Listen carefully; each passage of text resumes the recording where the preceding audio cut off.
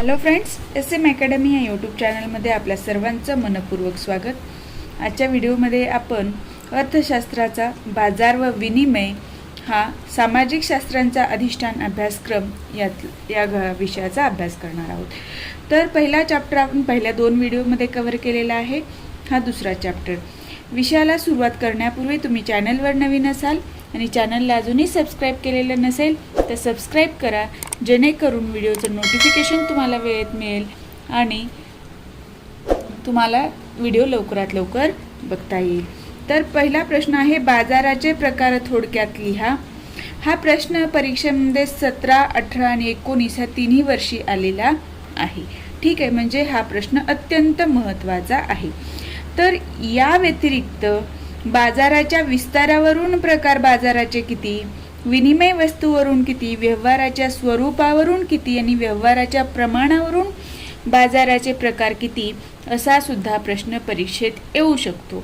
ठीक आहे, त्यामुळे तुम्हाला ह्या सर्व घटकांचा मी तोंडी एक्सप्लेनेशन देणार आहे, ते तुम्ही लिहून घ्यायचे. बाजार म्हणजे काय, तर ज्या क्षेत्रात किंवा ज्या प्रदेशामध्ये वस्तूसाठी एका भागात असलेल्या किमतीचा इतर भागातील किमतीवर परिणाम होईल इतपत विक्रेते व ग्राहक एकमेकांच्या निकटच्या व नियमित संपर्कात असतात, अशा क्षेत्राला बाजार असे म्हणतात. जर एखाद्या व्यक्तीला समजलं की पुण्याला एखादी वस्तू एवढ्या किमतीला मिळते, म्हणजे 15,000ला मिळते, ठीक आहे, तीच वस्तू जर मुंबईला 10,000ला मिळत असेल तर तो व्यक्ती ती वस्तू पुण्यात न घेता मुंबईत घेईल. म्हणजे इथं मुंबईच्या बाजारामध्ये त्याची काय किंमत आहे ते पुण्याच्या ग्राहकांना समजतं आणि ते एकमेकांच्या निकटच्या व नियमित संपर्कात राहतात. त्यामुळे काय होत असतं, बाजारामध्ये ज्या वस्तू पुण्यात विकल्या जायला पाहिजे होत्या त्या मुंबईच्या बाजारात विकल्या जातात. मग इथे विक्रेत्याचं नुकसान होतं. ते होऊ नये म्हणून एकच किंमत ठेवली जाते, एकच वस्तूचा दर्जा ठेवला जातो. तर जे असं क्षेत्र आहे त्याला काय म्हणतो आपण, बाजार. आता बाजारांचे प्रकार. विस्तार. बाजाराचा विस्तार किती झालेला आहे. स्थानिक म्हणजे गावापुरता विस्तार आहे. प्रादेशिक एखाद्या जिल्ह्यापुरता त्या बाजाराचा विस्तार आहे. राष्ट्रीय एका देशापुरता आणि आंतरराष्ट्रीय जागतिक स्तरावर जो बाजार चालतो त्याला काय म्हणतो आपण, आंतरराष्ट्रीय. स्थानिक इथे बाजार म्हटल्यानंतर आपला आठवडी बाजार, जिल्ह्याच्या याच्यावर किंवा तालुक्याच्या याच्यावर बघा बाजार असतो, त्या दिवशी सर्व आजूबाजूच्या खेड्यातली लोक तिथे जातात. राष्ट्रीय स्तरावर नियमित बाजार चालतो, आंतरराष्ट्रीय स्तरावर सुद्धा डेली बाजार चालतो. आता विनिमयाच्या वस्तूवरून, वस्तू कोणत्या घ्यायच्या आहे त्याच्यावरून त्या बाजाराचा प्रकार ठरतो. आपण म्हणतो आपण कापड मार्केटमध्ये जाऊया, भांडी मार्केटमध्ये जाऊया, मोबाईल मार्केटमध्ये इलेक्ट्रॉनिक मार्केटमध्ये जाऊया. तर ह्या जे वस्तू आहेत त्याच्यावरून हे बाजाराचे प्रकार पडतात. आता व्यवहाराच्या स्वरूपावरून हजर बाजार आणि वायदे बाजार. हजर बाजार म्हणजे काय, त्या ठिकाणी प्रत्यक्ष आपण वस्तू खरेदी करत असतो आणि पैसे देत असतो. पण वायदे बाजारामध्ये तसं नसतं. वायदे बाजारामध्ये वस्तू भविष्यात घेण्याची किंवा देण्याचे आश्वासन दिलं जातं आणि त्याची किंमत आजच ठरवली जाते. असा बाजार म्हणजे वायदे बाजार. तिथे वायदा केला जातो. व्यवहाराच्या प्रमाणावरून, व्यवहार कसा आहे, कमी प्रमाणात आहे की जास्त प्रमाणात आहे यानुसार. घाऊक व्यापारी आणि किरकोळ बाजार. म्हणजे घाऊक म्हणजे काय, मोठ्या प्रमाणावर जास्त प्रमाणात वस्तू विकल्या, आणि किरकोळ म्हणजे काय, लहान प्रमाणातल्या वस्तू विकल्या जाणे. आपण किराणा दुकानात, आपल्या गल्लीतल्या एखाद्या किराणा दुकानातनं साखर आणली, गहू आणले, तांदूळ आणले, तो कुठं बनतो, किरकोळ व्यापारात बनतो. पण डीमार्टमध्ये बघा, डीमार्टवाले जो माल खरेदी करतात तो विकण्यासाठी, तो काय झाला, तिथे डीमार्टचा व्यापार कसा असतो, तो घाऊक व्यापार असतो. ठीक आहे. तर ग्राहक आणि विक्रेते यांच्या संख्येवरून व्यापाराचे प्रकार, म्हणजे ग्राहकांची संख्या किती आहे, विक्रेत्यांची संख्या किती आहे, यावरून बाजाराचे प्रकार पडतात. तर एकाधिकार बाजार म्हणजे ज्या बाजारामध्ये फक्त एकाच उत्पादकाचं, एकाच दुकानदाराचं चालतं, असा बाजार. अल्पजनाधिकार म्हणजे कमी प्रमाणामध्ये लोक येतात. आणि पूर्ण स्पर्धा, तिथे पूर्ण स्पर्धा आहे, कोणीही येऊ शकतं, कधीही येऊ शकतं, कधीही जाऊ शकतं, कुठल्याही वस्तू विकू शकतं आणि तिथे पूर्ण बाजारामध्ये वस्तूची किंमत प्रत्येक दुकानामध्ये ही सारखीच असते.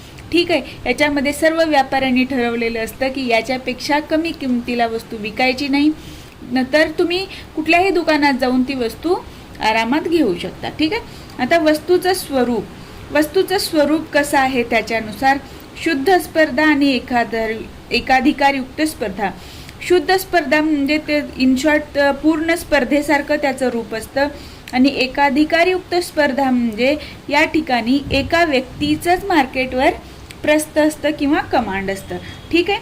हे अत्यंत महत्त्वाचा प्रश्न आहे. तुम्हाला या पद्धतीने चार्ट बनवून लिहायचं आहे आणि त्याचं एक्सप्लेनेशन द्यायचं आहे. ठीक आहे.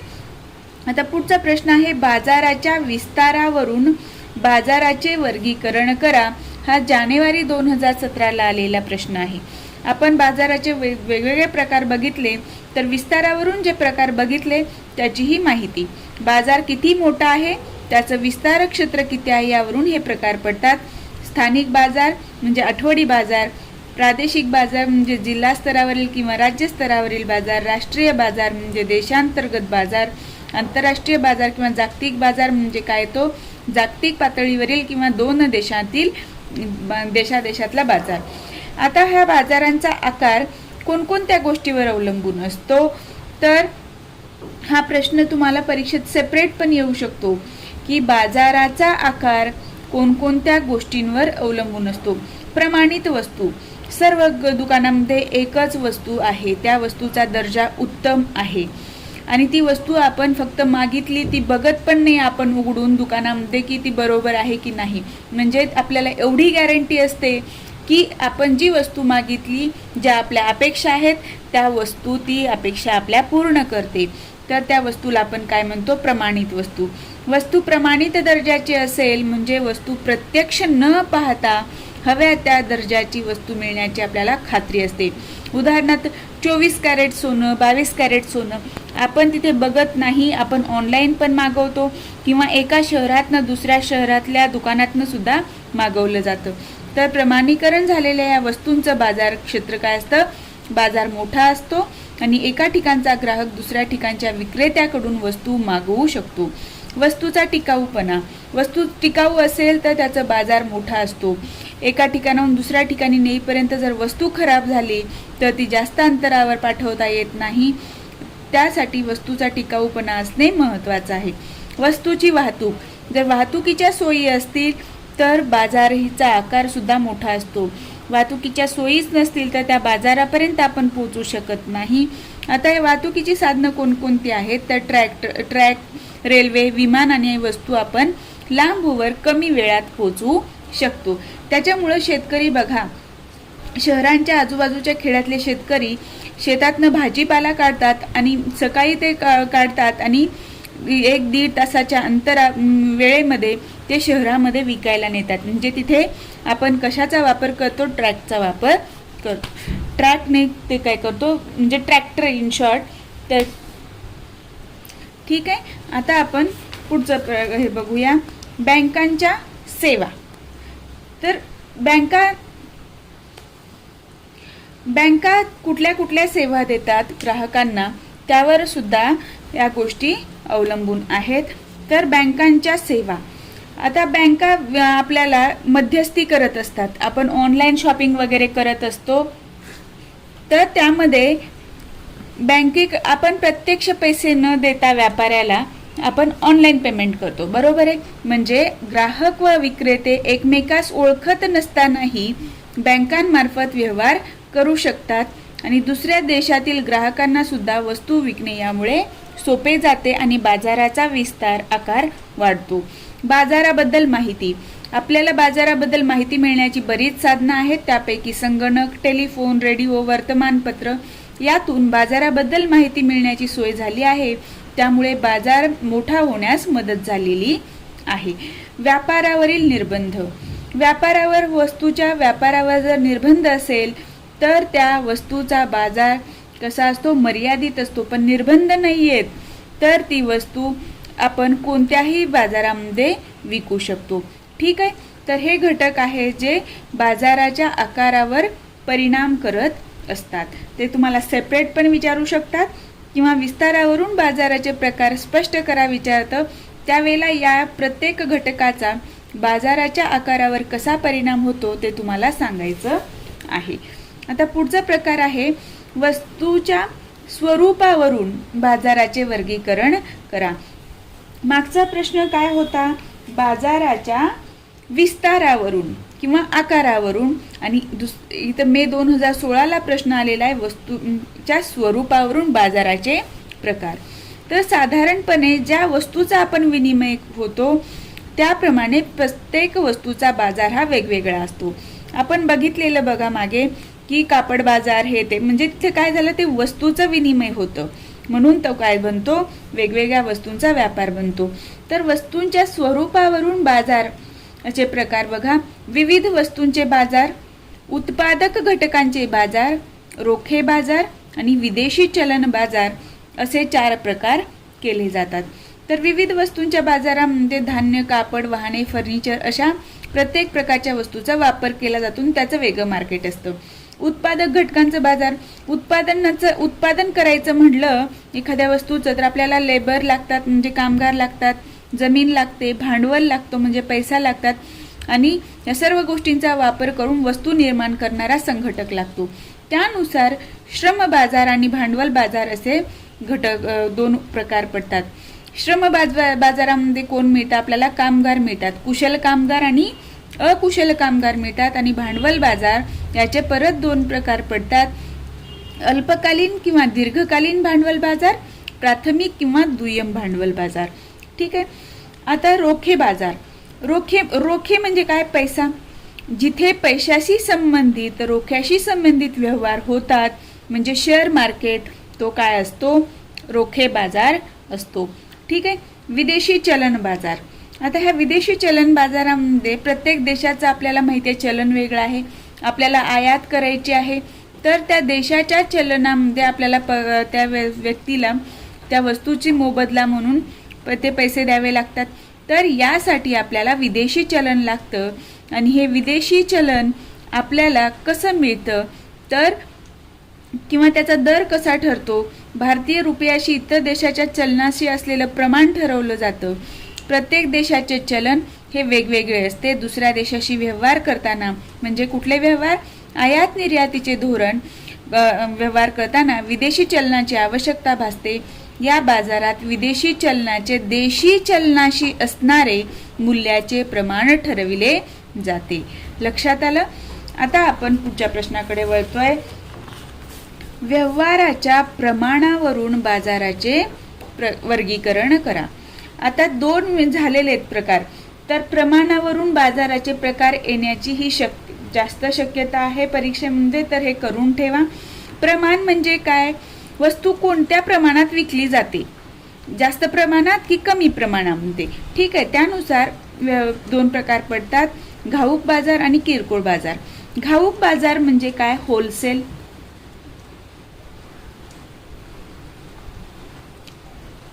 आणि इथे काय असतं? रिटेल.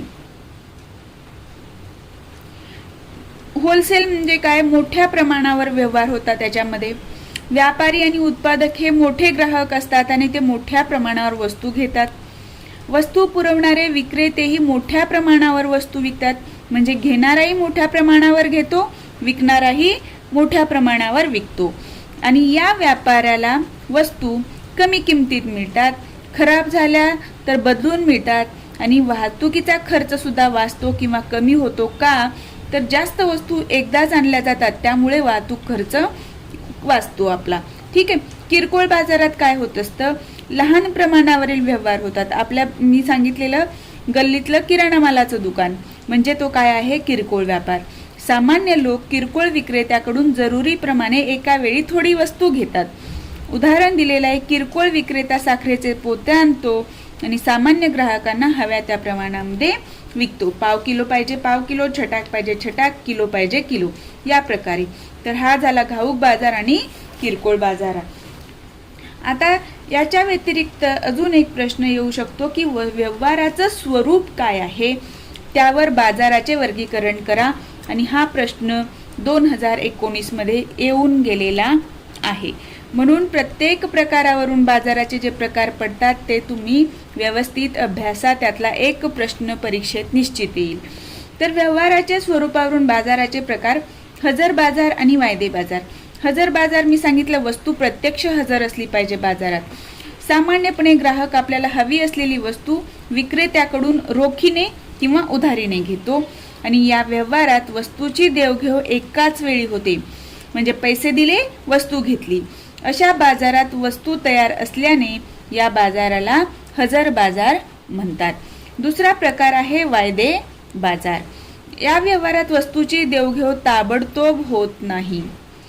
देवघेवीच्या अटी ठरतात आणि पुढे ठराविक दिवशी देवघेव करण्याचं मान्य होतं. म्हणजे एखाद्या कारखानदाराला सांगितलं की मला एवढ्या वस्तू पाहिजे, तर त्यानुसार डील होतं की मी एवढ्या वस्तू बनवून देणार, त्या बदल्यात तुम्हाला एवढी किंमत द्यायची.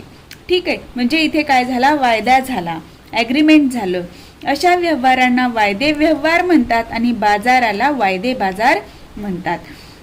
यात किमती आणि वस्तूचे प्रमाण याबद्दल करार केलेला असतो, म्हणजे डील केलेलं असतं, ॲग्रीमेंट केलेलं जातं. यामुळे वस्तू घेणाऱ्याला किमतीबद्दल खात्री मिळते आणि तो त्याप्रमाणे आपला व्यवहार ठरवू शकतो. समजा एखादा तेलघाना चालवतो एखादा व्यक्ती, तर त्याला तेलाचे भाव आणि तेलबियांचा भाव यावरून तो आपली उत्पादनाची योजना तयार करतो. तर स्वरूपावरून हे जे दोन प्रकार आहेत, हजर बाजार आणि वायदे बाजार, त्याचं हे उत्तर. आता आपण बघतोय पुढचा प्रश्न.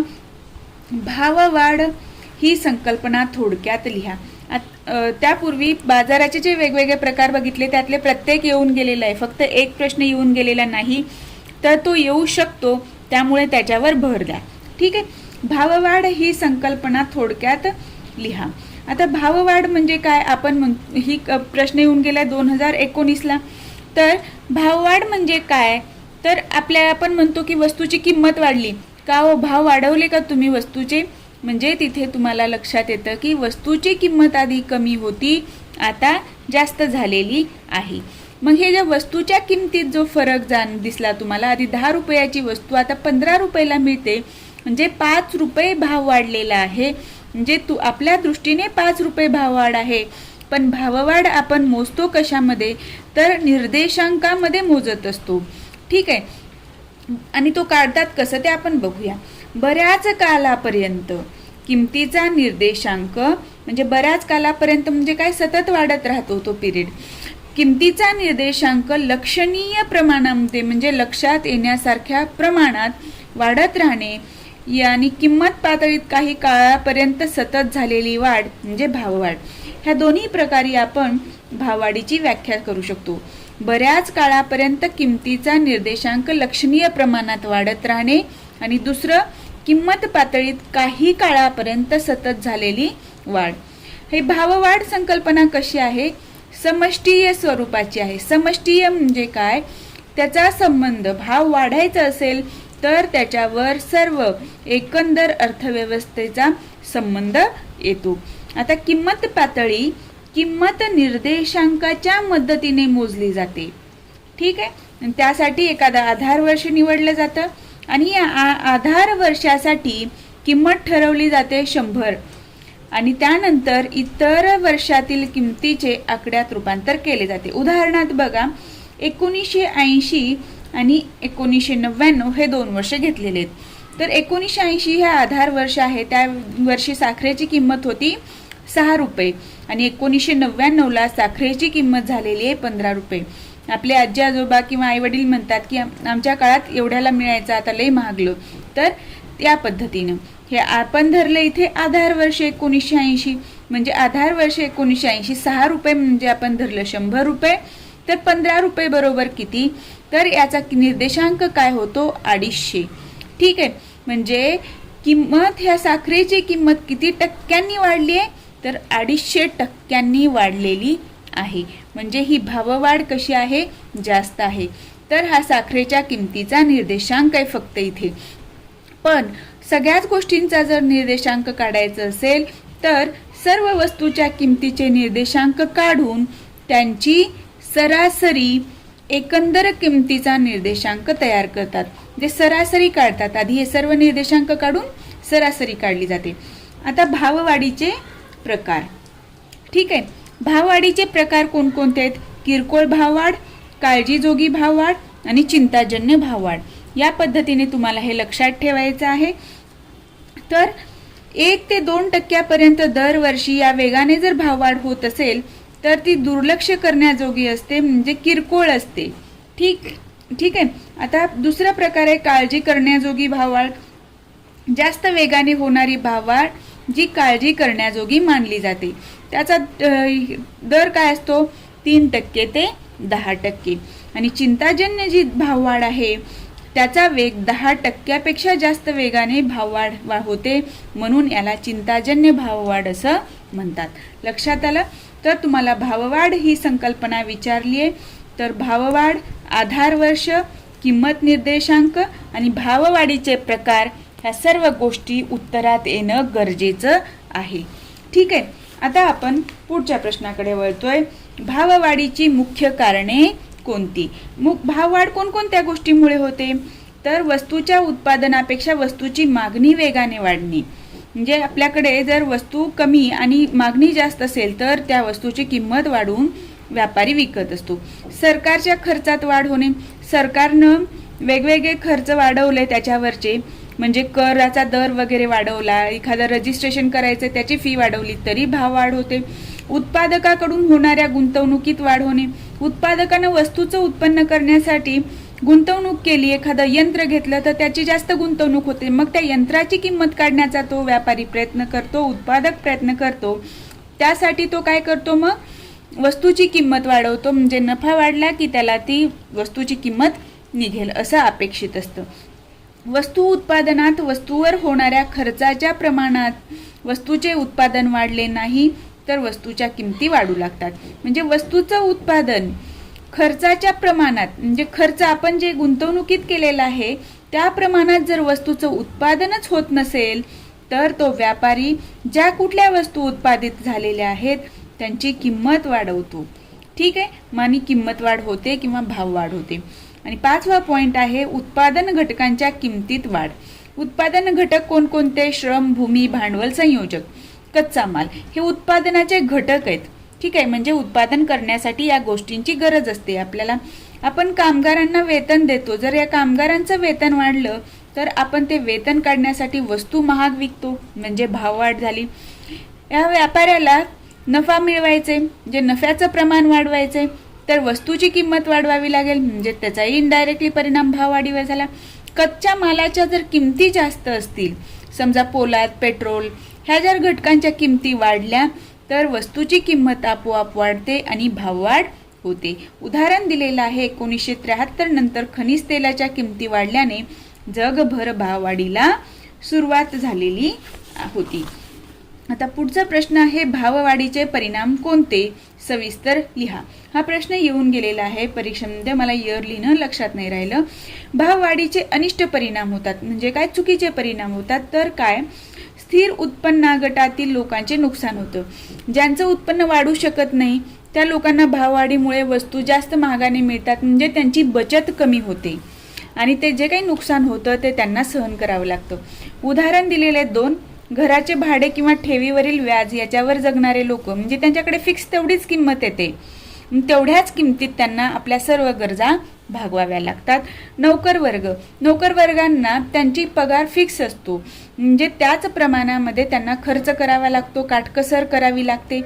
भाववाढ नोकर वर्गांच्या बाबतीमध्ये भाववाढ आधी होते, आपला पैसा सगळा खर्चून जातो, त्याच्यानंतर पगारवाढ होत असते. ठीक आहे. व्यापारी व उत्पादकांचा यामुळे फायदा होतो. भाव वाढला की व्यापारी उत्पादकांना फायदा होतो. कसा? तर आपण ह्या वस्तू जास्त किमतीला विकत घेतो, तर तो पैसा कोणाकडे जातो? या व्यापाऱ्यांकडे आणि उत्पादकांकडे जात असतो. आणि भाववाढीमुळे समाजातील उत्पन्नाची वाटणी बदलते. कसं? तर यावर लोकांचं बघा, घराचे भाडे, ठेवीवर व्याजवर जगणारे नोकर वर्ग यांच्याकडचा पैसा ह्या वस्तू खरेदी करण्यात जातो, म्हणजे पैसा कोणाकडे जातो? व्यापारी आणि उत्पादकांकडे जातो, म्हणजे यांच्याकडचा पैसा कमी होतो आणि यांच्याकडचा वाढतो. यामुळे काय होतं? समाजातील उत्पन्नाची वाटणी काय होते? बदलते. दुसरा परिणाम आहे उत्पादन परिव्ययात वाढ. परिव्यय म्हणजे काय? किंमत. उत्पादनाच्या किमतीत वाढ होते, म्हणजे कॉस्टमध्ये वाढ होते. त्यामुळे वस्तूचे उत्पादनावर अनिष्ट परिणाम होतो. भाववाढीमुळे सुरुवातीला जे काही अंदाज आपण बांधलेले आहेत ते चुकतात आणि आपली योजना अयशस्वी ठरते, म्हणजे ती यशस्वी ठरत नाही. उत्पादन वाढ करण्यासाठी आपण यंत्रसामग्रीत गुंतवणूक करावी लागते. आणि त्या यंत्राची जर किंमत वाढली तर तिथे पुढच्या सर्व योजना बदलतात. पैसे त्यावेळेला संपून जातात. मग ते कुठून आणायचे ह्या सर्व गोष्टी तिथे आवासून उभ्या राहतात. साधन सामग्रीचा अयोग्य दिशेने वापर. आता बघा, याचा असं आहे की भाववाढ झाली आपल्याकडे, मग काय करतो आपण? भाव वस्तूंचे वाढतच चालले तर आपण जास्त वस्तू खरेदी करून ठेवण्याचा प्रयत्न करतो, बरोबर आहे. म्हणजे पैसे शिल्लक ठेवण्यापेक्षा वस्तूचा साठा करणे आपल्याला फायदेशीर वाटतं. कारण भविष्यात आपल्याला 10 रुपये देऊन जास्त पैसे खर्च करून ती वस्तू मिळवण्यापेक्षा आज ती कमी किमतीत घेणं जास्त फायदेशीर वाटतं. आणि उत्पादनासाठी गुंतवणूक करण्यापेक्षा वस्तूंचा साठा करण्यात गुंतवणूक करणं फायद्याचं वाटतं. यामुळे काय होतं की देशाची साधनसामुग्री अयोग्य दिशेने वळत जाते. म्हणजे ते गुंतवणुकीत असलं पाहिजे, बचत झाली पाहिजे, पण ते काय होत असते? खर्च होत असते. ठीक आहे. चौथा परिणाम आहे कर्ज देणाऱ्याचं नुकसान होतं. म्हणजे ज्या कुठल्या व्यक्तीनं कर्ज दिलेलं आहे त्याला फिक्स त्याच दरानं व्याज मिळणार, म्हणजे त्याला जास्त पैसे मिळणार नाहीत. पण भाववाढ झाली तर एक बघा, मी तुम्हाला नेहमी सांगते की साखरेची जी किंमत आपण बघितली आधी 6 रुपये होती ती 15 रुपये झाली. म्हणजे त्यावेळेला साखर 6 रुपयाला मिळत होती तर त्या 6 रुपयाची किंमत जास्त होती. 6 रुपयाची किंमत = 15 रुपयाची किंमत झाली आता. त्यामुळे काय झालं, त्या वस्तूची पैशाचं डिव्हॅल्युएशन झालं. भाववाढीमुळे कर्जदारांना कर्ज फेडणे फायद्याचे ठरते. का? तर तेवढीच वस्तू येते तेवढ्या पैशामध्ये. 6 रुपयाऐवजी 15 रुपये दिले तरी 1 किलोच साखर येते. तर कर्ज देणाऱ्यांना त्यामुळे नुकसान सहन करावं लागतं. कर्ज दिलं त्यांना 6 रुपये, पण 15 रुपये त्याला मिळाले तरी पण काय झालं? 1 किलोच साखर मिळाली त्याला त्या पैशामध्ये. ठीक आहे. कर्जाची रक्कम परत आल्यावर त्यातून कमी वस्तू मिळतात. हे परिणाम टाळण्यासाठी भाववाढ हाताबाहेर जाणार नाही याची आपल्याला काळजी घ्यावी लागते. ठीक आहे. या पद्धतीचे भाववाढीचे हे परिणाम आहेत. कारणे आणि परिणाम लक्षात ठेवा, त्यावर प्रश्न येऊ शकतो. आता मागणी व पुरवठ्यातील बदलांमुळे किमती कशी बदलते हे स्पष्ट करा असा प्रश्न परीक्षेत येऊ शकतो. तर त्याचं उत्तर मी तुम्हाला ह्या चार्ट थ्रू सांगणार आहे. वस्तूच्या मागणी आणि बदलाचं स्वरूप, त्याच्यानुसार किमतीवर काय परिणाम होतो आणि देवघेवीवर काय परिणाम होतो. मागणीमध्ये वाढ झाली तर किंमत वाढते.